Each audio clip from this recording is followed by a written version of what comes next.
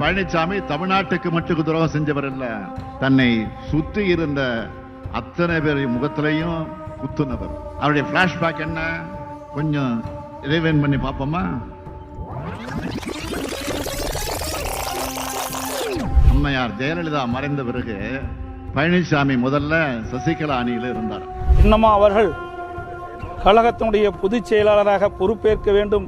மாண்புமிகு புரட்சி தலைவி அம்மா அவர்கள் விட்டு சென்ற அரசு பணிகளை வெற்றிகரமாக தொடர்ந்து நடத்திட தமிழகத்தினுடைய முதலமைச்சராக பொறுப்பேற்க வேண்டும் என்று சேலம் புறநகர் மாவட்ட கழகத்தின் சார்பாகவும் அனைத்து கழக நிர்வாகிகளும் ஒருமனதாக தீர்மானம் நிறைவேற்றப்பட்டு பெரும் மதிப்பிற்குரிய சின்னம்மா அவர்களிடம் நிறைவேற்றப்பட்ட தீர்மான பட்டியலை வழங்க உள்ளோம்.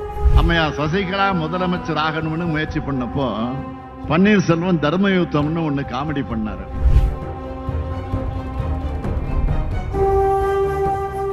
இந்த நிலைமையில அம்மையார் சசிகலா சிறைக்கு போக அந்த அம்மையார் கால் நோக்கி ஊர்ந்து தவழ்ந்து கூவத்தூர் கவனிப்புகளால முதலமைச்சரானார் பழனிசாமி.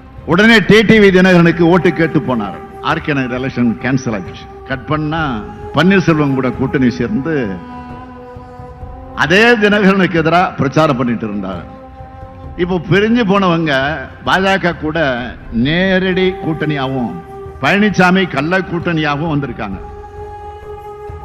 இதுல யாருக்கு யார் நண்பன், யாருக்கு யார் எதிரி, யாருக்கு யார் துரோகி?